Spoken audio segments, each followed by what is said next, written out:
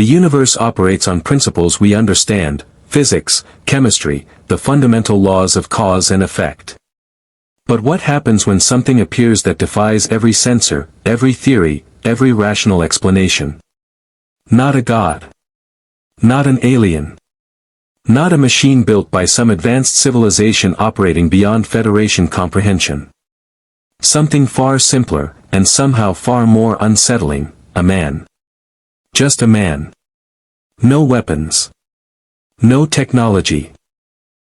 No warp signature, no transporter trace, no quantum resonance pattern that Starfleet's finest engineers could classify or contain. Just a human being standing in the middle of the Enterprise DS corridor, breathing slowly, eyes open, completely calm in a situation that should have produced panic. If you want to see more characters enter the Star Trek universe, hit that subscribe button and drop the name of a character you'd want to see in the comments below. Live long and prosper. The Enterprise D was 3 days out from Starbase 74, running a standard survey mission along the outer edge of the demilitarized zone, when Lieutenant Commander Data detected the anomaly. It registered first as a subspace variance, a ripple in the dimensional fabric so subtle that the ship's sensors initially flagged it as background interference. Data, characteristically, did not dismiss background interference. He ran a secondary diagnostic, then a tertiary analysis, and within 40 seconds had identified something that had no business existing in this region of space: a microdimensional rift, no wider than 2 meters across, pulsing with energy frequencies that matched no known phenomenon in the Federation's scientific database. He reported it to Captain Picard with his usual precision. Picard had been in his ready room, Earl Grey going cold beside a volume of Shakespearean annotations, when the call came through. He arrived on the bridge in time to watch the view screen display a visual rendering of the rift, a faint shimmer in the stars, like heat rising from summer pavement, beautiful and deeply wrong. Counselor Troy stood at his left shoulder and said nothing for a long moment. When she finally spoke, her voice carried an unusual edge. "There's a consciousness inside it," she said. "Focused.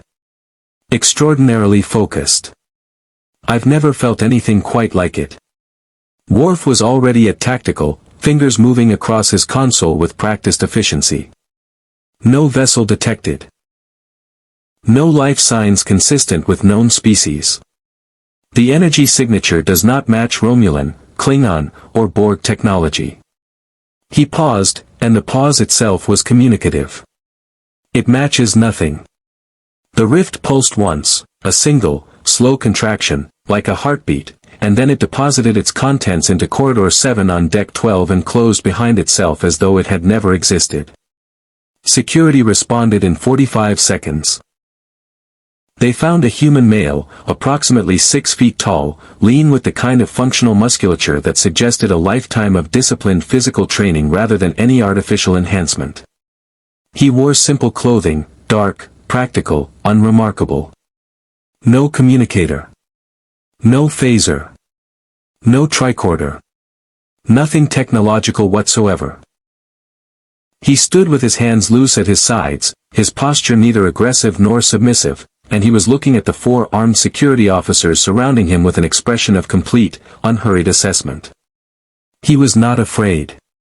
That was the first thing Lieutenant Yar's replacement, Lieutenant Reyes, reported to the bridge. The man was simply not afraid. His name, he offered without being asked, was Richard Dragon. He gave it the way a man states a fact about the weather. Plainly, without performance, without the anxiety that most individuals displayed when surrounded by Starfleet security personnel in an unfamiliar environment. He looked at the weapons pointed at him with the calm attention of someone studying an interesting problem, and he kept his hands exactly where they were. Picard ordered him brought to Observation Lounge 1 under escort. 4 officers accompanied Dragon through the corridors of the Enterprise. They reported afterward, somewhat sheepishly, that he had walked the entire route studying the ship with quiet, systematic attention, the same way, one officer noted, that you might watch a master craftsman examining someone else's work. Not impressed, exactly. More like respectful. Measuring. Picard met him across the long table with Troy present and Data standing near the door. Worf had positioned himself just outside, which was less standard protocol than personal preference. "Mr. Dragon," Picard began, in the measured tone he reserved for first contact situations, "I am Captain Jean-Luc Picard of the Federation Starship Enterprise. You are currently in the 24th century, in a region of space that, I suspect, bears no resemblance to your point of origin. I'd like to understand how you came to be aboard my ship." Richard Dragon looked at him for a moment. Not through him, not past him. Directly at him, with an attention so complete it was almost physical. "I was meditating," Dragon said, "in a canyon in Nanda Parbat. There was a light. And then there was this." He said it without drama. As though the strangeness of it was simply a fact to be acknowledged and then set aside in favor of more useful questions. Troy leaned slightly forward. The focused calm she had sensed through the rift was even stronger in person, not the artificial serenity of Vulcan discipline, not the trained emotional suppression she had encountered in Starfleet officers. Something older. Something that had been tested and broken and rebuilt so many times it had become structural. Data tilted his head. "You display no physiological indicators of distress. This is statistically remarkable given your circumstances."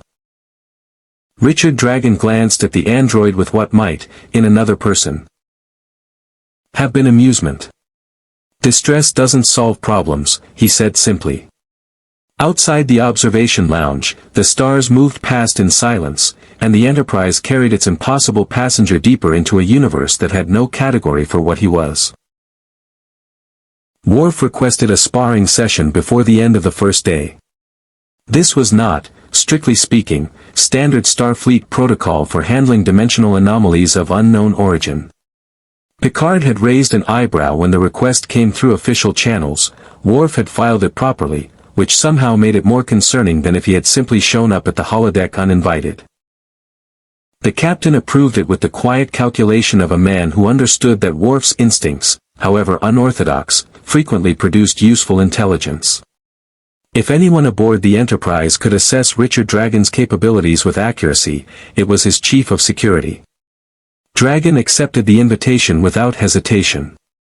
Holodeck 2 was configured to a simple setting, a flat stone floor, open sky, the suggestion of mountains in the middle distance. No weapons. Worf had specified that himself, which told Picard something about how seriously the Klingon was taking this. Worf did not invite people to fight him without weapons unless he respected them enough to want the purest possible measure of their ability. They faced each other across 6 feet of holographic stone. Worf was magnificent in the way that Klingon warriors were always magnificent. Broad, powerful, radiating the barely contained energy of a species that had evolved for combat and spent millennia perfecting it. He stood in the Makbara opening stance, weight distributed, hands open, dark eyes locked on his opponent with focused intensity. Dragon stood opposite him in nothing that Worf could immediately classify. Not a Federation combat stance. Not anything in the Klingon martial database. His feet were shoulder-width apart, knees very slightly bent, hands relaxed at his sides.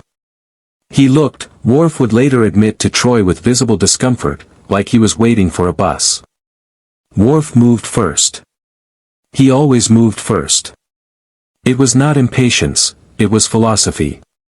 A Klingon warrior does not wait for battle to come to him. He crossed the distance between them in 2 powerful strides and drove a strike toward Dragon's shoulder that would have staggered a Vulcan. It connected with empty air. Dragon had moved, not backward, not sideways, but at an angle so precise and economical that Worf's momentum carried him half a step past his intended target. By the time Worf had recalibrated, Dragon was behind him and slightly to the left, still in that same relaxed posture, having apparently relocated without any visible expenditure of effort. Worf turned. Reassessed. Attacked again, this time with a combination, high strike, low sweep, elbow follow-through, that he had used to put larger opponents on the ground. What followed lasted approximately 90 seconds and left Worf flat on the holodeck floor staring at the simulated sky with the particular expression of a man who has just encountered something his entire framework of understanding is struggling to accommodate. He was not injured. Dragon had controlled every point of contact with surgical precision, redirecting force rather than absorbing it, finding angles that Worf's combat training had never needed to account for because no opponent had ever moved quite like this. Worf sat up slowly. His pride was bruised in ways that his body was not, which was somehow worse. Dragon offered him a hand. Worf looked at it for a moment, then took it. "You do not fight like a warrior," Worf said. It was not an insult. It was an observation delivered with the honesty that Klingon reserved for things they found genuinely puzzling. "I fight like someone who doesn't want anyone to get hurt," Dragon replied. "Including myself." Worf considered this with the deep seriousness he brought to all martial philosophy. "In Klingon culture, pain is instructive," Dragon said. "I know. Pain is a good teacher. But it's not the only one." He settled onto the holodeck floor in a cross-legged position with the easy flexibility of someone half his apparent age. "What do you actually want to know, Lieutenant Commander?" Worf sat across from him, which was itself a concession. Klingon did not typically sit on floors with people who had just defeated them. "You arrived with nothing. No weapons. No armor. No allies. You are in an unknown environment, surrounded by strangers with technology capable of vaporizing you where you stand. And you are calm." "Yes." "Why?" Dragon was quiet for a moment. On the holodeck walls, the simulated mountains caught simulated light. "Because calm is the only useful thing I can be right now," he said finally. "Fear doesn't give me better information. Aggression doesn't improve my position. The situation is what it is. So I look at it clearly, and I decide what to do next." Worf processed this. That is, not entirely unlike certain aspects of Klingon warrior philosophy. "Most warrior philosophies arrive at similar places eventually," Dragon said. "If they're honest ones." It was the qualifier that stayed with Worf as they walked back through the ship's corridors, "if they're honest ones." A small phrase carrying considerable weight. Worf had spent his life navigating the tension between Klingon honor as it was practiced and Klingon honor as it was preached, and here was a stranger from another dimension who had identified that fault line in a single sentence without even trying. He filed a security report that evening that was 3 times longer than standard protocol required. At the bottom, in the field marked threat assessment, he wrote 2 words that he had never written before in his Starfleet career. Threat, philosophical. Data read the report twice, found it fascinating, and immediately requested an interview of his own.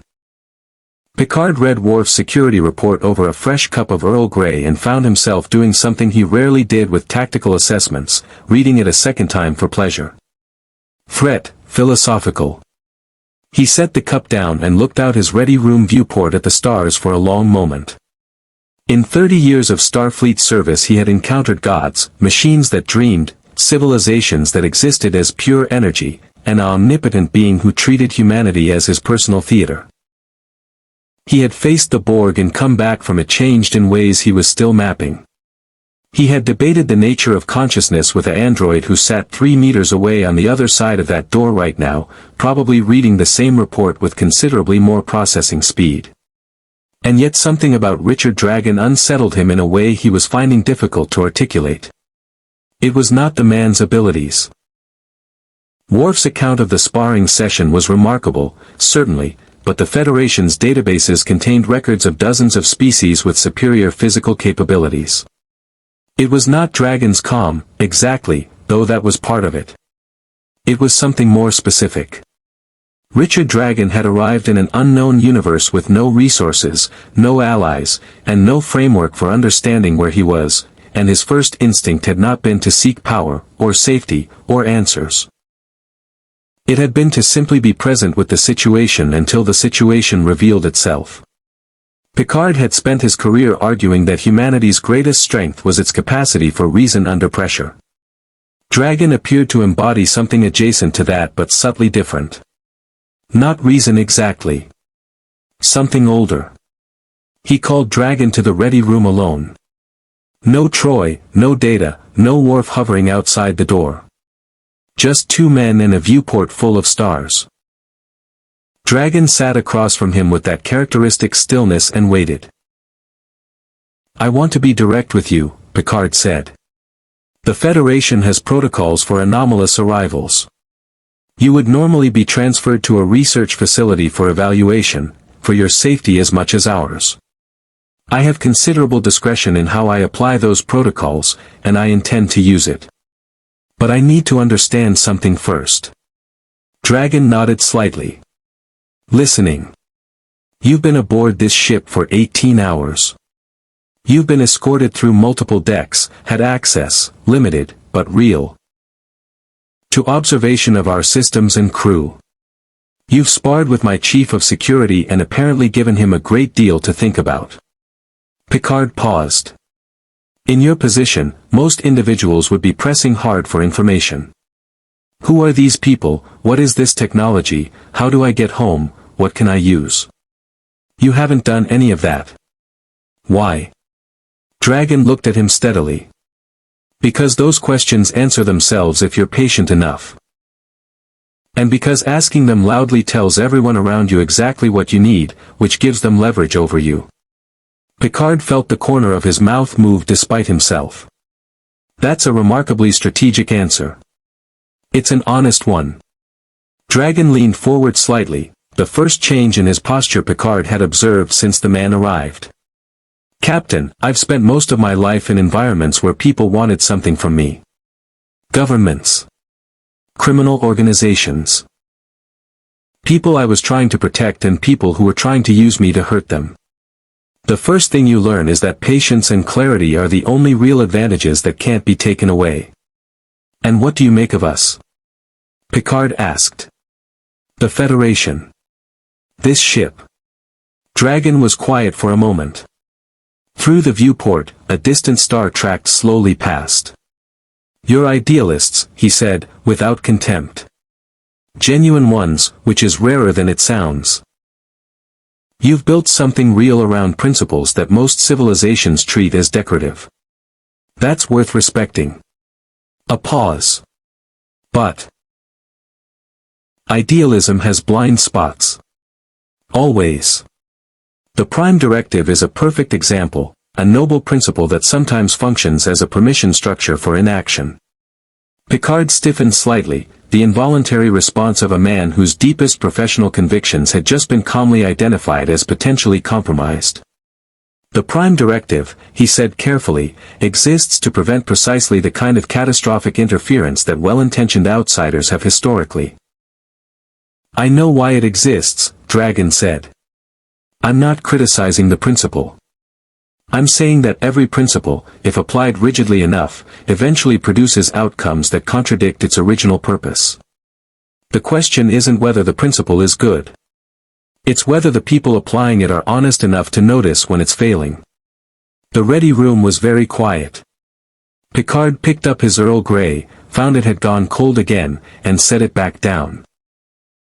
He studied Dragon with the careful attention he normally reserved for first-contact situations with civilizations whose intentions were genuinely unclear. "You're not going to be a simple guest, are you?" he said. It was not quite a question. "I'm not simple at anything," Dragon replied. There was no arrogance in it. Just fact. Before Picard could respond, the comm system chimed. Data's voice came through with its characteristic precision, carrying underneath the neutral tone the particular frequency that Picard had learned over years meant something was genuinely wrong. "Captain, I am detecting a Romulan vessel decloaking off the starboard bow. They are hailing us on a frequency typically reserved for Tal Shir communications. And Captain, they are specifically requesting to speak with our unregistered passenger." Dragon's expression did not change. But his eyes did, a subtle shift, the look of a man who has just had a hypothesis confirmed. They followed the rift, he said quietly. Or they created it. The Romulan vessel was a warbird, a Deredex class, its massive double-hull configuration sliding into visible space like a predator stepping out of shadow.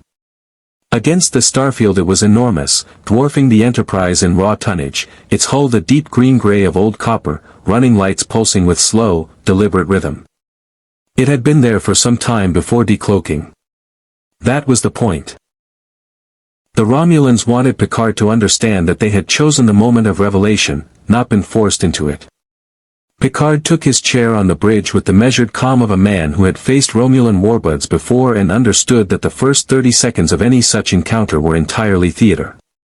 On screen, the Romulan commander was a woman of middle years with the sharp, angular features common to her species and eyes that performed the same function as dragons. Taking in everything, committing to nothing. She wore the uniform of a Tal Shiar sub-commander, which meant she outranked her own ship's military commander and everyone on the bridge knew it. Captain Picard, she said, in Federation standard with the faint precision of someone who had learned the language as a tactical tool. I am Sub-Commander Vela of the Tal Shiar. We have no quarrel with the Enterprise today. We are here for the individual your crew retrieved from the dimensional anomaly 14 hours ago. Picard's expression remained perfectly neutral. Beside him, Troy leaned slightly forward, reading the Romulan transmission with the focused attention of someone deciphering a language beneath a language. The individual in question, Picard said, is currently under Federation protection as a civilian in an unfamiliar environment. I'm afraid I'll need considerably more context before I consider any alternative arrangements. Vela's expression did not shift. The rift that deposited him aboard your vessel was not a natural phenomenon, Captain. It was the terminal discharge of an experiment that the Tal Shiar has been conducting for the better part of 3 years. The subject was not intended to cross dimensions. He was observed. Studied remotely. When containment failed, he was displaced. A precise pause. He belongs to an ongoing intelligence operation. Returning him to us is a matter of interstellar protocol. At the back of the bridge, where Picard had permitted Dragon to stand under Worf's watchful proximity, Richard Dragon listened to this with an expression of complete stillness that was somehow more communicative than anger would have been. They've been watching me, he said quietly, to no one in particular. For 3 years. Worf's hand moved toward his console with controlled fury. Picard kept his eyes on the view screen. Sub-Commander, the Federation does not recognize the Tal Shiar's jurisdiction over sentient beings from any dimension. I will be happy to discuss the circumstances of Mr. Dragon's arrival through appropriate diplomatic channels. In the meantime, Captain. Vela's voice dropped by half a degree, a Romulan form of emphasis. We are not requesting a diplomatic process. We are informing you of a situation. There is a meaningful difference. The transmission ended. The warbird held its position, patient as geology. Picard turned to Dragon. Is there anything you'd like to tell me about why the Tal Shiar has been observing you for 3 years? Dragon moved from the back of the bridge to stand beside the captain's chair. He looked at the warbird on the view screen with the focused calm of someone taking accurate measure of a threat. In my world, he said, I've spent most of my adult life disrupting organizations that operate outside the law. Cartels. Assassination networks. Intelligence operations that governments officially deny. The Tal Shiar, from what I understand of them from your crew's reactions, is a version of something I know very well. He paused. They didn't create the rift accidentally. They've been mapping dimensional boundaries, looking for assets they can extract without any traceable connection to their own operations. Someone with my capabilities, with no political identity in this universe, no homeworld, no government to file a protest, I'm exactly what they'd want. An operative with no origin, Troy said softly. A weapon with no fingerprints, Dragon corrected. Picard absorbed this. At Tactical, Worf was running continuous scans of the warbird, His jaw set with the particular tension of a Klingon who wanted very badly to do something decisive and was exercising considerable restraint. "They won't attack," Dragon said. "Not yet. If they wanted a fight they'd have opened with weapons, not words. They want to see how you respond. Whether you'll hand me over to avoid an incident." He looked at Picard directly. "Will you?" It was asked without accusation. A genuine question, honestly posed, giving Picard the dignity of a straight answer. "No," Picard said. Simply, immediately, without qualification. Something in Dragon's expression shifted, not surprise exactly, but a quiet recalibration, the look of someone updating their assessment of a person in a positive direction. "Then we have a problem," Dragon said. "Because they won't leave. And eventually they'll stop asking." As if in confirmation, the Warbird's forward weapons array powered up. Not to firing level, just enough to register on sensors. A reminder. A demonstration of patience with teeth in it. Worf looked up from his console. "Captain, I am also detecting a second vessel on long-range sensors. Klingon. A bird of prey, House Mo Kai configuration. They appear to be holding position at the edge of sensor range." His expression carried the specific complexity of a Klingon confronting the political geography of his own people. "They are also watching." Dragon looked at the view screen, then at the long-range sensor display, then back at Picard. "It seems," he said quietly, "that I've been more thoroughly observed than I realized." Picard called a senior staff meeting within the hour, which meant that Richard Dragon sat at the curved table in Observation Lounge 1 and listened to Starfleet's finest argue about what to do with him in real time. He found it instructive. Data presented first, in the methodical way that data presented everything, comprehensive, precise, and entirely without the political anxiety that colored everyone else's contributions. The Tal Shiar vessel had not moved.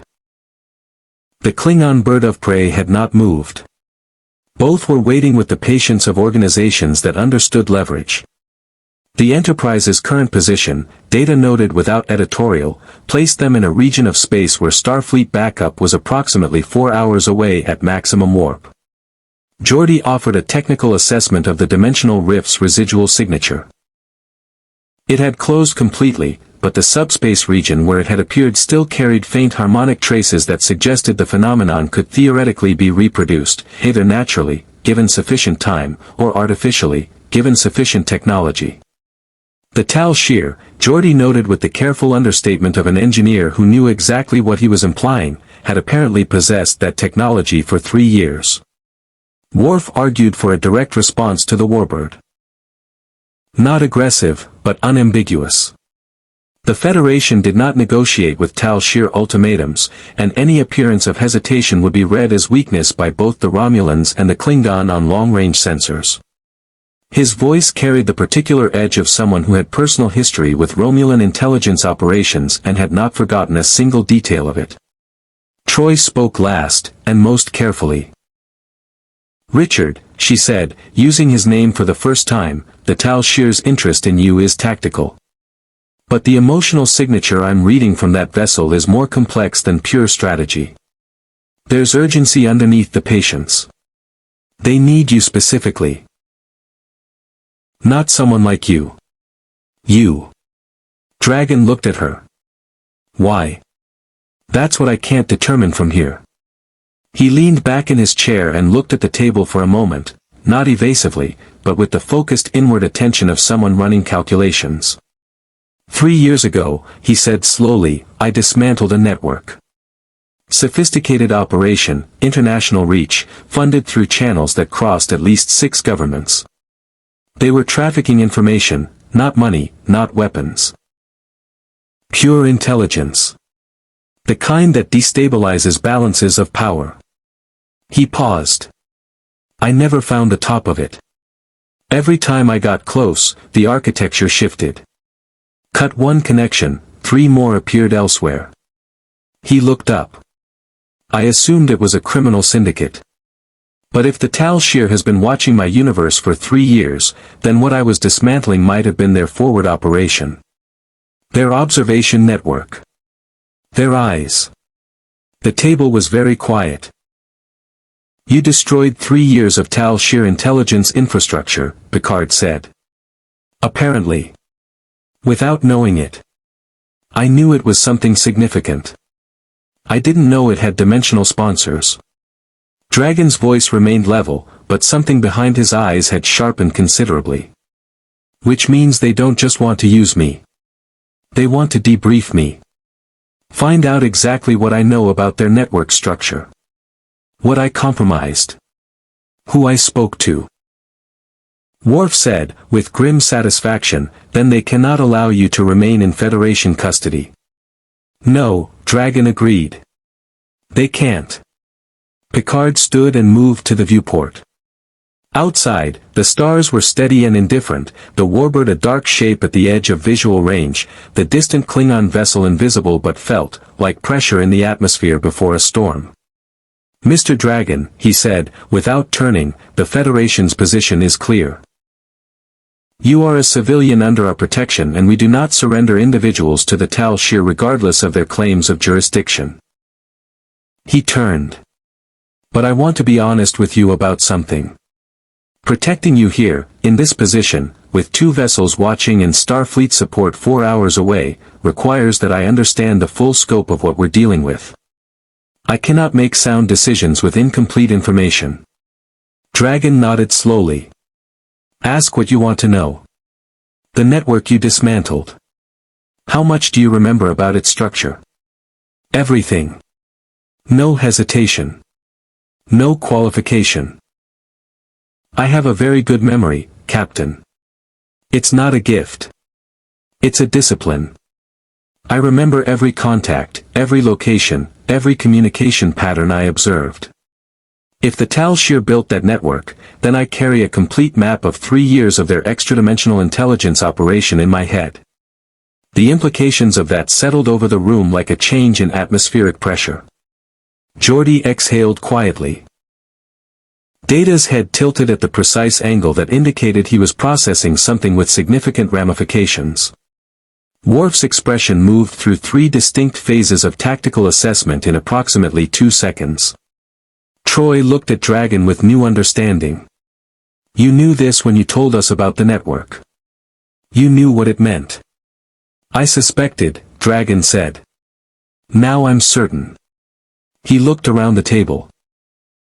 At each of them in turn, measuring, assessing, arriving at conclusions with the speed of someone who had spent decades reading rooms and the people in them. Which means the question isn't whether the Tal Shiar will escalate. It's when. And whether the Klingon will see an opportunity in the chaos that creates. Outside, as if on cue, Worf's console emitted a soft alert tone. He moved to check it with controlled urgency, read the data, and looked up with an expression that confirmed everything Dragon had just predicted. The Klingon vessel is moving, Worf said. They are on an intercept course. A pause. For the Romulan warbird. Not for us. Dragon looked at Picard. Picard looked at Dragon. It begins, Dragon said quietly. The Klingon bird of prey dropped out of warp between the Enterprise and the warbird with the theatrical precision of a species that understood the dramatic value of timing. It was a smaller vessel than the Derridex by a considerable margin, but it positioned itself with the absolute confidence of a warrior who has walked into a larger opponent's space and refused to acknowledge the size difference. Its weapons were hot. Its shields were up. Its intentions were entirely unclear, which was somehow the most Klingon thing about it. Picard hailed them before Worf could recommend anything more aggressive. The face that appeared on the view screen was broad, scarred along the left jaw and the particular pattern that indicated a bat'leth wound taken at close quarters, and currently wearing an expression of enormous self-satisfaction. He identified himself as Captain Korath, of the House of Mokai, and he looked past Picard with immediate, undisguised interest at Richard Dragon standing near the back of the bridge. Federation Captain, Korath said, in the resonant baritone that senior Klingon officers seem to cultivate as a professional requirement, the House of Mokai has a proposition. The warrior you carry aboard your vessel, we want to meet him. The individual aboard my vessel, Picard said carefully, is under Federation protection. We are not asking to take him. We are asking to speak with him. Karatha's eyes moved back to Dragon with open appraisal. Word travels, even across dimensional boundaries. A warrior who defeated a Jem'Hadar training simulation in your holodeck. Worf's head turned sharply. Someone on his security team had been talking. Without weapons, without armor, without a single moment of visible hesitation. The House of Mokai respects capability, Captain. We wish to honor it. Picard turned to Dragon with the expression of a man who was carefully not making a decision on someone else's behalf. Dragon considered the view screen for a moment. Tell him I'll come aboard. The bridge went very still. Mr. Dragon, Picard said, with measured control, I cannot in good conscience recommend. I'm not asking you to recommend it, Dragon said.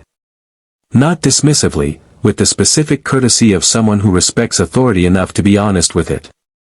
Captain, the Tal Shiar wants me for what's in my head. The Klingon want to take my measure as a warrior. Those are very different things. One is a threat. The other is an opportunity. He paused. I've spent my whole life in rooms I wasn't supposed to be in, with people who wanted something from me. I know the difference between a trap and an invitation. Troy looked at him carefully. The emotional signature from the Klingon vessel is. She searched for the right word. Genuine.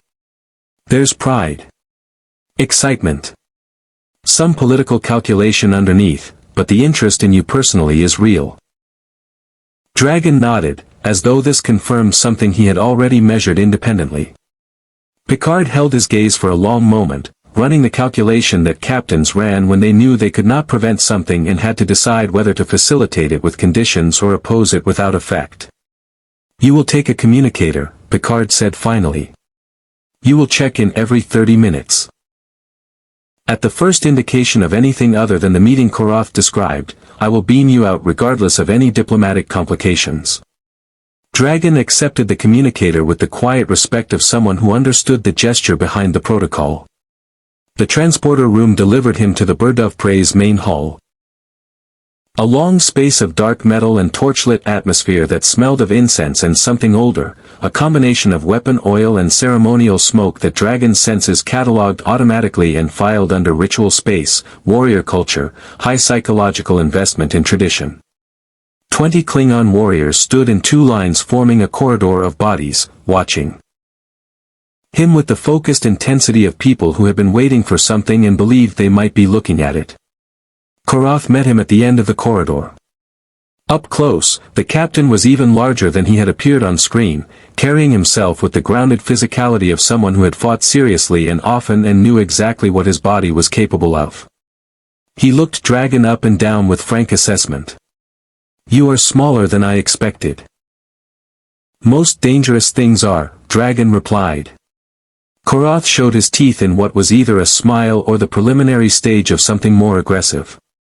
With Klingon, Dragon had already learned, the distinction was sometimes academic. What followed was not a fight, exactly. It was something more complex, a conversation conducted partly in language and partly in the vocabulary of controlled physical exchange that warrior cultures across dimensions apparently shared. Koroth challenged Dragon to demonstrate 3 techniques. Dragon demonstrated them, adapting each one to account for the Klingon's superior mass and reach, finding the angles and leverage points that turned those advantages into liabilities. He did not defeat Koroth. He did not try to. He showed the captain precisely enough to communicate his capabilities without humiliating a man whose cooperation might prove useful. Koroth sat with him afterward in a smaller chamber, 2 cups of something that burned with considerable conviction, and spoke with the directness that Dragon had already identified as the Klingon quality he found most valuable. The Tal Shiar will not wait much longer, Koroth said. When they will move decisively.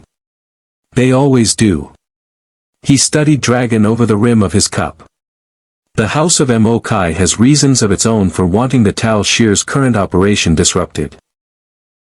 We are not offering charity. We are offering alignment of interests.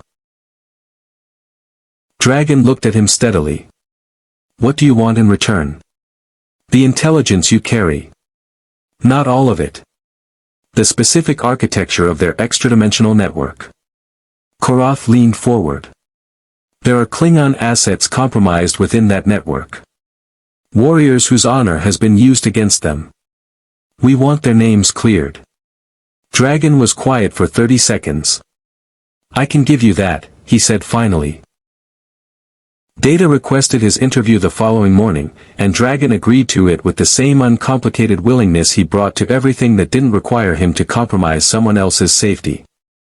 They met in one of the Enterprise's smaller science labs, a spare, functional room of clean lines and humming consoles that Data had chosen, Dragon suspected, because it contained no tactical significance and therefore communicated a certain kind of good faith. The android sat across a narrow table with a pad and the particular quality of attention that Dragon had noticed from their first meeting, absolute, unfiltered, carrying none of the social performance that human attention usually involved. Data was not pretending to listen. He simply was listening, completely, the way a recording device listened, except that behind the recording something was clearly happening that was considerably more interesting than storage. Dragon found him restful to talk to. That surprised him slightly. I want to understand something, Data began, with his characteristic absence of preamble. Your abilities, the physical discipline, the perceptual acuity, the capacity for threat assessment that Lieutenant Worf described as, and I quote, the most unsettling competence I have encountered in 30 years of security work, these were entirely self-developed. No genetic enhancement. No technological augmentation. No alien physiological advantage. Correct, Dragon said. Then they represent the upper boundary of unassisted human physical and cognitive development. I don't know if I'm the upper boundary. I'm just what's possible with enough time and enough honesty about your own limitations. Data processed this. The distinction you draw between capacity and discipline is interesting. Most individuals I have encountered treat capability as a fixed quantity, something you either possess or do not. You appear to treat it as a practice. An ongoing process rather than a destination. Because that's what it is, Dragon said. The moment you think you've arrived somewhere, you stop moving.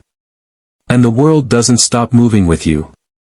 Data tilted his head at the angle Dragon had come to recognize as genuine engagement rather than processing delay. I find this perspective relevant to my own situation in ways I am still mapping. I possess capabilities that are in many respects superior to human ones. Yet I am aware that I lack something that I cannot fully define or replicate. An organic quality of experience that my positronic matrix approximates but does not reproduce. Consciousness, Dragon said. Possibly. Though I am uncertain whether I am conscious in the philosophically meaningful sense, or whether I am simply a very sophisticated simulation of consciousness. Dragon looked at him for a moment. Do you want to be conscious? I want to understand what I am, Data said carefully. Whether that constitutes wanting consciousness depends on definitions that remain unresolved. The wanting itself, Dragon said quietly, might be your answer. Data was still for precisely 2.3 seconds, which, Dragon had begun to understand, was the android equivalent of a sharp intake of breath. That is, Data said, a perspective I will need to examine carefully. They sat with that for a moment in the particular companionable silence of two people who have arrived somewhere real in a conversation and are respecting the arrival. Then Data's expression shifted, not dramatically, but with the subtle recalibration that Dragon had learned to read as the android moving from personal inquiry to professional concern. I asked for this meeting for a second reason, Data said. One I did not include in my formal request because I was uncertain how to categorize it. He turned the pad to face Dragon. On it was a sensor readout, A complex waveform that Dragon couldn't interpret technically but whose irregular, agitated pattern communicated urgency even to a non-specialist. 37 minutes ago, I detected a subspace signal originating from within the Enterprise. It was brief, encrypted, and routed through a communications pathway that should not have been accessible from inside the ship. Dragon looked at the waveform. Someone on board contacted the Tal Shiar. The signal's encryption architecture matches Tal Shiar communication protocols with a 94.7% confidence interval, data confirmed. I have not yet reported this to the captain because I wanted to first determine whether you were aware of it. You wanted to know if I was the source. I wanted to eliminate the possibility before presenting incomplete information to Captain Picard, Data said, with the precise diplomatic care of someone who understood the difference between suspicion and accusation. You were not the source. The signal originated from Deck 9, Section 4. I have narrowed the origin to one of 3 possible locations. Dragon looked at the pad for another moment, then at Data. You came to me before you went to Worf. Yes. Why? Data's golden eyes held his without deflection. Because Lieutenant Commander Worf's response to discovering a Tal Shiar informant aboard this vessel would be immediate, forceful, and, while entirely understandable, likely to alert the informant before we have determined what information has already been transmitted. A pause. You, I assessed, would approach the problem differently. Dragon almost smiled. You want me to find them quietly. I want the captain to have complete information before anyone acts on incomplete information, Data said. The distinction matters. Dragon stood, pocketing the pad. Data slid across the table toward him. It does, he agreed. It always does. He left the science lab and moved through the Enterprise's corridors with the unhurried pace of someone going nowhere in particular and the internal orientation of someone going somewhere very specific. Deck 9. Section 4. 3 possible locations. He would not need sensors to narrow it further. He would use the tools he had always used, observation, patience, and the particular quality of attention that let you read a person's guilt in the way they occupied space. Somewhere on this ship, the Tal Shiar had an ear. Dragon was going to find it. Deck 9, Section 4 contained 3 things of potential relevance: a secondary engineering monitoring station, a crew quarters cluster housing 6 personnel, and a small botanical research bay that Dr. Crusher used for medicinal plant cultivation, and that was, Dragon had noted during his escorted tour of the ship, one of the few areas aboard the Enterprise where a person could spend extended time alone without triggering automated activity logs. He started with the quarters. He walked the corridor twice at different intervals, timing his passes to coincide with natural crew movement patterns, using the traffic to make his own presence unremarkable. On the second pass he had what he needed, not evidence, not yet, but the preliminary data that came before evidence. 3 of the 6 crew members showed normal behavioral signatures. The small unconscious adjustments of people living their ordinary lives, moving through familiar space with the relaxed inattention of habit. 2 were off shift and almost certainly sleeping. The 6th was Ensign Tomas Varel, a junior operations officer of Bajoran descent, and Ensign Varel was walking his own corridor with the specific quality of casual that was not casual at all. Dragon had spent decades learning the difference. Genuine casualness was loose, variable, slightly inefficient. Performed casualness was smooth, consistent, and carried underneath it the tension of someone managing their own appearance in real time. Varel's walk was too even. His gaze moved too regularly. He was monitoring his environment the way a person monitored it when they were afraid of being monitored themselves. Dragon fell into step 30 meters behind him and followed him to the botanical bay. He waited outside for 4 minutes, then entered. Varel was standing near a cluster of flowering plants that Crusher cultivated for their analgesic properties, a pad in his hand, and he startled with the specific violence of someone whose nervous system was already running at elevated alert. When he saw Dragon rather than a Starfleet security officer, something complicated moved across his face, relief and fear arriving simultaneously, which told Dragon more than either emotion alone would have. Dragon moved to the nearest bench and sat down. He did not block the door. He did not adopt any posture that could be read as threatening. He simply sat, in the green-smelling quiet of the botanical bay, and looked at Varel with the patient attention of someone who had all the time in the world. "Sit down," Dragon said. Quietly. Not a command. An invitation with weight behind it. Varel sat. His hands on the pad were very still in the way that hands were still when their owner was concentrating hard on keeping them that way. "I'm not here to arrest you," Dragon said. "I'm not Starfleet. I have no authority on this ship. Whatever happens next is between you and them, and I can't change that." He paused. "But before that happens, I want to understand something. Not for tactical reasons. Because it matters." Varel looked at him.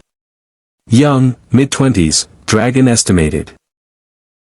The scar tissue on his left forearm was old, the particular pattern of Cardassian labor camp marking that Dragon recognized from Federation historical files he had absorbed during his first night aboard, reading everything the ship's unrestricted database would give him. "They have my sister," Varel said.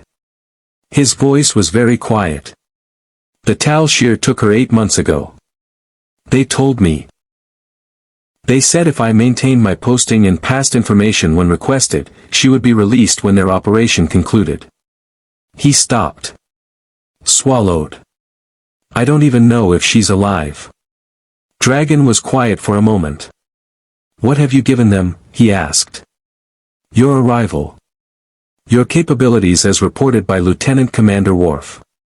The content of your meeting with the captain."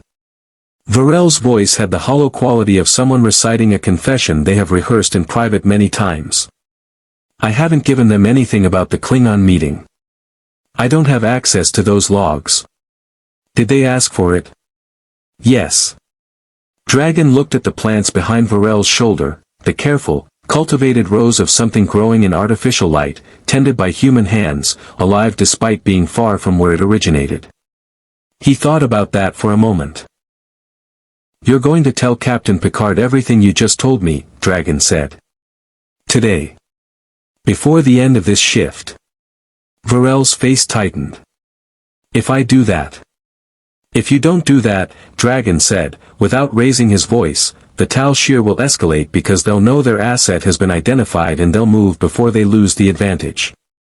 People on this ship will be in danger. Your sister will be in danger, because a compromised operation is one they cut loose." He leaned forward slightly. "If you go to Picard now, voluntarily, with everything you know, the communication protocols, the contact frequencies, the chain of handlers, then Starfleet intelligence has something they can use to find your sister.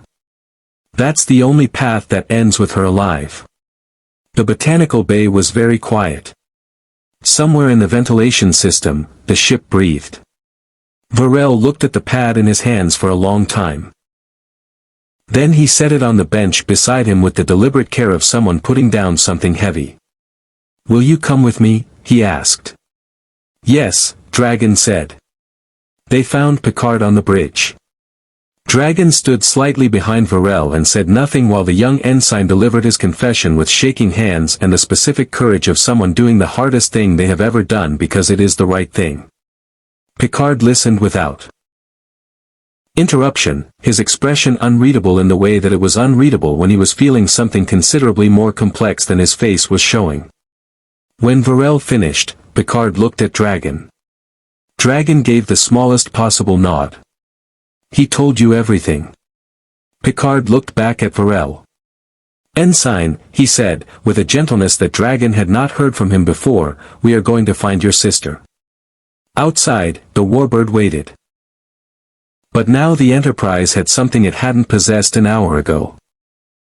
Picard's plan was elegant in the way that the best Starfleet strategies were elegant. It used the enemy's assumptions against them, required minimal force, and gave everyone involved a chance to choose something better than violence before violence became the only option remaining. The Tal Shiar believed their asset was still operational. Varel's last transmission had gone out before Dragon found him, which meant Sub-Commander Vela was operating on information that was several hours old and slightly curated. Dragon had suggested, and Picard had agreed, that Varel's final unauthorized transmission contained one specific piece of information that was true, one that was partially true, and one that was precisely calibrated to produce a predictable response. The false element was that Dragon had agreed to come aboard the Warbird voluntarily for a meeting. The partially true element was that he would come alone. The true element was the coordinates, a point in space equidistant between the Enterprise and the Warbird, in a region of low subspace interference that made transporter operations clean and reliable in both directions. Dragon stood in the transporter room and checked the communicator on his wrist with the practiced attention of someone running a final equipment check before an operation. Around him, Picard, Worf, and Data maintained the particular quality of silence that people maintained when they had serious concerns about a plan and had already voiced them and been heard and had decided to trust the person they were trusting anyway. The Warbird's tactical systems will be focused on you the moment you materialize, Worf said. If they decide the meeting is a deception before you have time to. Then I'll deal with that, Dragon said. With what, precisely? Worf asked. Not dismissively, with the genuine tactical concern of a security officer who had run the numbers and found them uncomfortable. Dragon looked at him. With everything I have. It was not bravado. Worf recognized that, and the recognition visibly troubled him more than bravado would have, because bravado could be dismissed and this could not. Picard stepped forward. Mr. Dragon. Richard. The use of his given name was deliberate, a human gesture, one person to another, stripped of rank and protocol. What you're doing requires a level of trust in people you've known for 4 days. I want you to know that trust is not misplaced. Dragon looked at him for a moment with the complete attention he gave everything. I know, he said. That's why I'm doing it this way instead of alone. He stepped onto the transporter pad. The Warbird's transporter room was darker than the Enterprise's, the aesthetic of a culture that found darkness strategically useful, and Sub-Commander Vela was waiting for him with 4 armed Romulan soldiers in the precise formation of people who had been told to appear casual and had not quite managed it. Dragon catalogued the room in the first 2 seconds. 4 guards, 2 exits, Vela herself positioned 3 meters back and slightly elevated on a platform step, the universal posture of someone who wanted psychological high ground in addition to tactical advantage. He stood where the transporter had deposited him and waited. Mr. Dragon, Vela said. I appreciate your cooperation. Let's be honest with each other, Dragon said. It saves time. Vela's expression shifted by approximately 3 degrees, the Romulan version of surprise. By all means. You didn't bring me here to recruit me. You brought me here to extract what I know about your network and then make a decision about whether I'm more useful as an asset or as a problem that's been resolved. He held her gaze. I'm here to give you a third option. The guards' hands tightened on their weapons. Vela held up one precise finger and they stilled. Continue, she said. The network I dismantled in my dimension, I have complete recall of its structure. Every node, every communication pathway, every compromised asset. That information is valuable to you because it tells you what Starfleet doesn't yet know and what they do. But it's also valuable to Starfleet for the same reason. Dragon took one step forward, slowly, making the movement readable. Right now, Captain Picard has Ensign Varel's full confession and your complete communication protocols. Starfleet intelligence will have them within hours. Whatever advantage you believed you held ended approximately 90 minutes ago. The room was very still. Vela's composure was remarkable, it bent but did not break, which told Dragon she was as good as her reputation suggested. You're offering a negotiation, she said. I'm offering a resolution. There's a difference. Dragon reached slowly into his jacket and produced a pad, Data's pad, loaded with a specific subset of the network information he carried. This is every compromised Klingon asset in your extradimensional network. The House of Mo-Kai wants those names. They've asked me to convey that in exchange for those names and the release of crewman Varel's sister from Tal Shir custody, they will not pursue formal action against your operation through the Klingon High Council. And Starfleet? Picard wants the woman released and your vessel out of Federation space. He's not interested in escalation. He's interested in resolution. Dragon set the pad on the floor between them, a gesture of de-escalation so deliberate it was almost theatrical. Everyone walks away. The network information stays where it is. Varel's sister comes home. The Klingon names are cleared. And the Tal Shir learns that this particular dimensional boundary isn't worth the operational cost. Vela looked at the pad on the floor for a long time. Outside the warbird, in the space between ships, the stars were indifferent and ancient and completely unmoved by the small, consequential drama playing out in a darkened transporter room. Dragon stood in the center of it, alone, with no weapons and no backup and no leverage beyond the accuracy of his read on every person in the room, and he waited with the absolute patience of a man who had made his case and knew that pushing further would only undermine it. Vela stepped down from her platform, picked up the pad, and looked at him with something that was not quite respect but was adjacent to it. "The woman will be released within 6 hours," she said. Dragon nodded once. "One question," Vela said. "Why did you come here yourself?" Picard could have transmitted this offer. Dragon looked at her steadily. "Because some things need a person in the room," he said. "Not a signal. Not a transmission. A person who's willing to stand in front of the consequences of what they're proposing." Vela studied him for another moment. Then she turned to her guards and spoke in Romulan, and the tension in the room released like pressure from a valve. Dragon touched his communicator. "Picard," he said. "We're done." The warbird cloaked and departed within the hour, sliding back into invisibility with the quiet dignity of a predator that had chosen retreat over engagement and found a way to frame that choice as wisdom. The Klingon bird of prey followed shortly after, Koroth transmitting a final message to Dragon personally. Not to the Enterprise, not through Starfleet channels, but directly to the communicator on Dragon's wrist, a deliberate gesture of individual acknowledgement that bypassed every institutional intermediary. The message was 4 words. "You fight with honor." Dragon read it once and said nothing, but Worf, who had been standing nearby and could not entirely suppress his instinct to monitor communications in his vicinity, saw it and spent the remainder of the day in a state of thoughtful distraction that his colleagues found slightly unnerving. Varel's sister arrived via Starfleet intelligence courier 36 hours later, transported to Starbase 74 in considerably better condition than anyone had dared hope. She was thin, and tired, and carried the particular careful stillness of someone who had learned in difficult circumstances to take nothing for granted. Varel met her in the transporter room with the specific quality of relief that has no adequate language, only presence. Dragon stood at the back of the room and watched without intruding, because some moments belonged entirely to the people inside them. Picard found him afterward on the forward observation deck. The long, curved room at the ship's prow where the stars filled the viewport from edge to edge with the kind of abundance that never became ordinary no matter how many years you spent among them.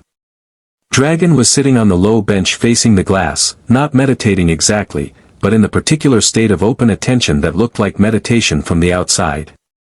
Picard sat beside him without preamble and looked at the stars for a while before speaking. "Geordi has been analyzing the residual subspace signature from the dimensional rift," he said finally. "He believes that with sufficient energy input directed at the precise harmonic frequency, it might be possible to reopen it. Not certainly. Not easily. But possibly." He paused. "It would take approximately 3 weeks of preparation." Dragon absorbed this without visible reaction. "And if it doesn't work?" he asked. Then we try something else, Picard said. The Federation has considerable resources and considerable motivation. You have demonstrated, in 4 days, that you are exactly the kind of person this universe could use more of. I would be remiss if I didn't also note that we have some entirely selfish institutional interest in demonstrating that Starfleet takes care of the people under its protection. Dragon looked at the stars. Somewhere out there, in a direction that had no name in this universe's navigational charts, was a canyon in Nanda Parbat and a life that had been interrupted by a pulse of light that nobody had yet fully explained. Students who trained under his guidance. People whose safety he had made his responsibility. A world that was not this world, with problems that were not these problems, and a version of himself that belonged to it. And here. A ship full of people who had, in 4 days, given him more uncomplicated trust than most organizations managed in years. An android wrestling with the nature of his own consciousness. A Klingon security chief who had filed a tactical report that concluded with the word philosophical. A captain who had said no to the Tal Shir without hesitation and meant it without qualification. "Can I ask you something?" Dragon said. "Of course." The Prime Directive. The non-interference principle. Dragon turned to look at Picard directly. "Do you ever doubt it?" Picard was quiet for a moment, not evasively, but with the genuine weight of someone taking a sincere question seriously. "Every time I apply it," he said, "and it costs someone something." "Yes." He held Dragon's gaze. "The doubt is not a flaw in the principle. It's a feature. A principle you never doubt is a principle you've stopped thinking about. And a principle you've stopped thinking about is just a rule. Rules don't require wisdom. Principles do." Dragon looked back at the stars and was quiet for a long time. 3 weeks, he said finally. "Give or take," Picard confirmed. "Then I'll stay." Dragon paused. "There's something I want to do while I'm here. The network I dismantled, there are connections I never traced fully. Threads I left loose because I ran out of time and resources. In this universe, with Starfleet's analytical capability, it might be possible to map the complete architecture. Not for tactical use. For understanding. Knowing the full shape of something, even after it's been broken, tells you things about the people who built it." Picard looked at him with the expression he wore when something confirmed a hypothesis he had been quietly developing. "I'll speak to Data," he said. They sat together for a while longer, the Starfleet captain and the displaced warrior, two people with entirely different relationships to authority and institution and the question of what an individual owed the world they occupied. And watched the stars move past with the patient indifference of things that had been there long before either of them and would be there long after. The Enterprise continued on its heading, carrying its impossible passenger through a universe that had no category for him and was, perhaps, better for the absence of one. In the end, Richard Dragon did not return to his own dimension through a neatly reopened rift. Geordi's attempt partially succeeded, the harmonic frequency aligned, the subspace boundary thinned, and for approximately 11 seconds there was a window between realities that Data described as the most remarkable phenomenon he had ever measured. Dragon stood at the threshold and looked through it at the distant shadow of mountains he recognized. Then he stepped back. Not forever. He made that clear to Picard with characteristic directness. He would go home eventually, through whatever means presented themselves, and he had responsibilities there that he did not take lightly. But there was work here that was not finished, and a principle he had carried his entire life insisted that you did not leave work unfinished simply because staying was inconvenient. The Federation gained something in those weeks that its databases could not quantify. Not a weapon, not an asset, not an operative. A reminder. That in a universe of warp drives and replicators and technologies that could reshape matter and cross the stars, the most consequential thing a person could bring to any situation was the discipline to see it clearly, the patience to understand it honestly, and the willingness to stand in the room and be accountable for what they proposed. Richard Dragon had no powers. No technology. No institutional backing. He had only himself, completely and without reservation. In a universe that had learned to measure strength in starships and weapons arrays and the size of warp signatures, that turned out to be enough. More than enough. Live long and prosper. More stories await.